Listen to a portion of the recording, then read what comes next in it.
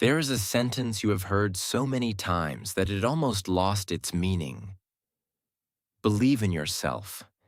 People write it under photos. They say it when you are sad. It is printed on mugs and t-shirts. And yet, late at night, when it is just you and your thoughts, you might feel the opposite. You doubt yourself. You replay your mistakes. You compare your life to everyone else. And a quiet voice says, maybe I am just not that kind of person. Maybe I am not meant for something great. Maybe I am just average. Or worse. That voice hurts. But it also feels familiar. Almost like a soundtrack running in the background of everything you do. Today, we are going to talk about that voice. What it really means to believe in yourself. Why it feels so hard sometimes. And how to start building a self-belief that is not fake, not arrogant, not a slogan, but something solid you can stand on when life shakes you. And if messages like this support your journey, take a moment to subscribe to this channel.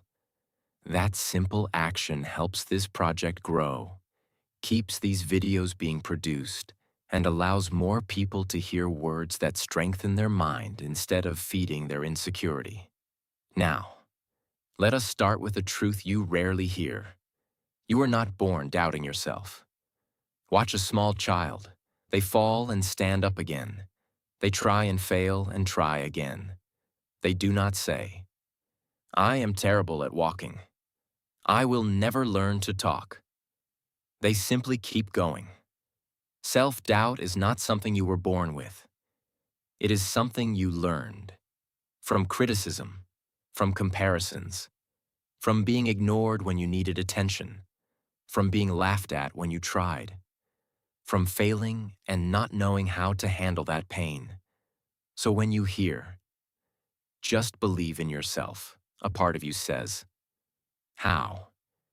If the proof of my life seems to say I am not good enough. Let us clear something up. Believing in yourself does not mean thinking you are better than everyone else. It does not mean lying to yourself or pretending you do not have flaws.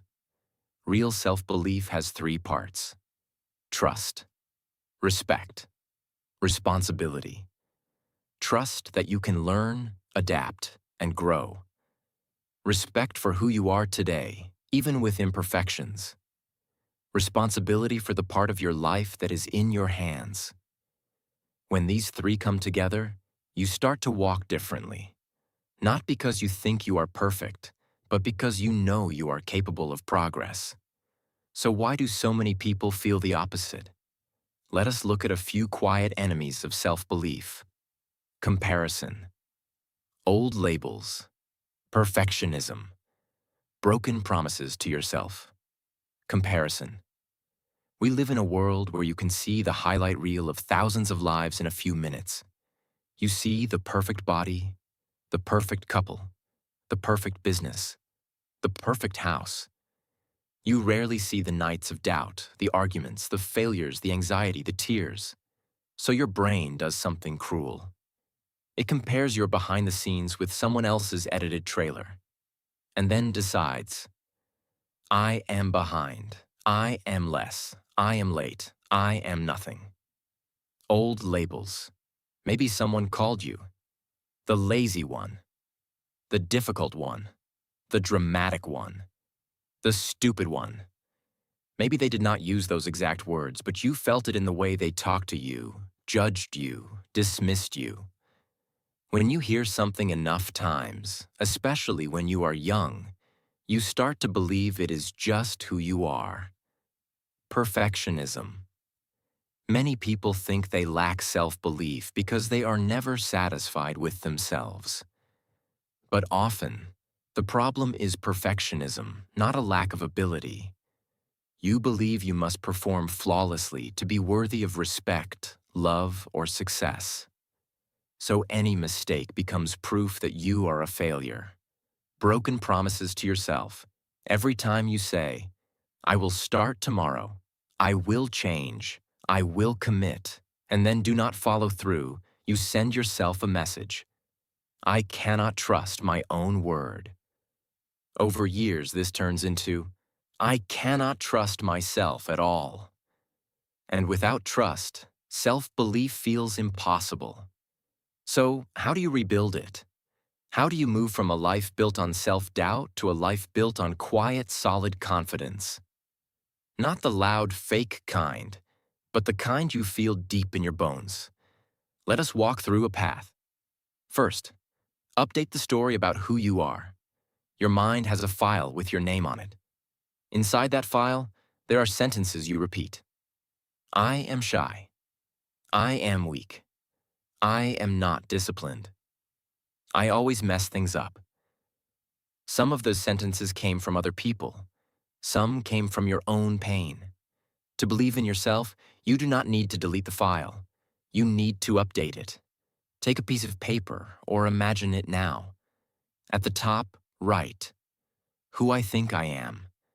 Then write the main sentences you say about yourself, especially the harsh ones. Once you see them in front of you, ask, are these absolute truths? Or are these old conclusions I drew from difficult moments? Then, for each one, look for evidence that it is not the whole story. Maybe you wrote, I am lazy. But remember times when you stayed up late for someone, worked hard on something you cared about, times when you were not lazy at all. Maybe you wrote, I am not good with people. But recall moments when someone trusted you, opened up to you, felt safe with you. You are not trying to turn lies into affirmations. You are reminding yourself that you are more than your worst moments. You can then write updated sentences like, sometimes I avoid things, but I am capable of working hard when something matters to me. I feel awkward sometimes, but I am capable of deep connection. These updates are small, but they open a door for belief to walk through. Second, keep small promises to yourself. Self-belief is built like any other trust, through pattern. If a friend tells you, I will be there, and they show up again and again, you start to believe their word. If they promise and disappear, you stop trusting them. You are that friend to yourself. So you rebuild trust with small, realistic promises? Not. From now on, I will change my whole life. But tomorrow, I will drink 1 glass of water when I wake up. Today, I will read 2 pages of a book. Tonight, I will write 3 lines about my day. Choose something so small that you know you can do it, even on a bad day. Then do it. Over time, you silently prove to yourself. When I say I will do something, I do it. That proof is worth more than 1,000 motivational quotes. Third, change how you talk to yourself. Imagine you are watching how you speak inside your head. Would you talk like that to a friend you love? If the answer is no, it is time to adjust. When you make a mistake, instead of, you are so stupid, try. That was not your best choice. What can we learn from this? When you feel nervous before something important, instead of, you are going to mess this up, try. You are nervous because this matters to you. You can do things even when you are nervous. This is not about pretending everything is fine. It is about speaking to yourself in a way that actually helps you grow instead of beating you down. The voice in your head is the one voice you will hear every day for the rest of your life. Train it to be a coach, not a bully. Fourth, separate your worth from your results. Many people tie their self-belief to performance. If they succeed, they feel valuable. If they fail, they feel worthless. This is dangerous because failure is part of growth. If your worth drops every time you fail, you will avoid trying anything new. And then, you confirm the belief that you are not capable. You need a new rule. My worth is constant. My skills, my results, my performance can improve through practice. When you fail, instead of asking, "What is wrong with me?" ask, "What can this teach me?" Imagine your life as a training ground, not a courtroom. In a courtroom, everything is about judgment. In a training ground, everything is about learning. Self-belief grows in training grounds and dies in courtrooms. Fifth, surround yourself with better mirrors. Sometimes, you are not the only one attacking your belief. You might be surrounded by people who belittle your dreams, laugh at your attempts, or only notice your mistakes.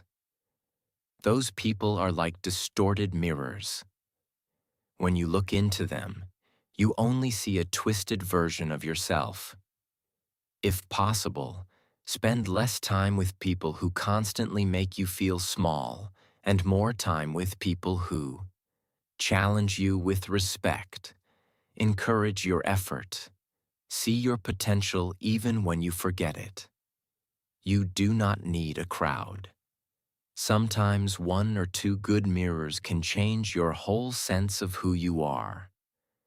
And if right now you do not have those people, you can begin by being that person for yourself. Supporting your own effort, respecting your own progress. It might feel strange at first, but it plants seeds for healthier relationships later. Sixth, take action before you feel ready. This is one of the biggest secrets of self-belief. You think confidence comes first and action comes later. But in reality, action often creates confidence. The first time you speak up, you might tremble. The first time you post your work, you might feel exposed. The first time you say no, you might feel guilty. But each time you act in alignment with the person you want to become, you send yourself a message. I can do hard things. Believing in yourself does not mean you never feel fear. It means you do not let fear make all your decisions. Even a tiny action counts. One message sent, one application submitted, one idea shared, one workout done. Every small act is a vote for the identity of someone who trusts themselves enough to show up. Before we close, there is one more important truth. Believing in yourself does not mean you must do everything alone. Sometimes real self-belief sounds like, I need help. I do not know how to handle this yet. Let me learn from someone who has walked this path. That is not weakness. That is wisdom. You are not a machine that should function perfectly without support. You are a human being who grows through connection, guidance, and practice.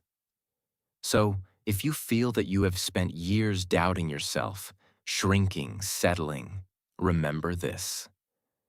The version of you that learned to hate themselves was doing the best they could with what they knew at the time. You do not need to hate that version. You can thank them for surviving. And then gently say, I will take it from here. Believing in yourself is not something that happens in one moment. It is something you practice in many small moments every day. In the way you talk to yourself after a mistake. In the promises you keep to yourself. In the choices you make about who you spend time with. In the tiny risks you take toward the life you secretly want. You will still have days when the old voice comes back, whispering, you are not enough. On those days, you do not need to argue endlessly. You simply answer, maybe I am not perfect, but I am growing, and I am not giving up on myself. Then you take one small action that your old self would never take. That is belief. Not a sentence on a poster, but a way of walking through the world, step by step, with your doubts, with your fears, and with a quiet decision to stand on your own side, no matter what.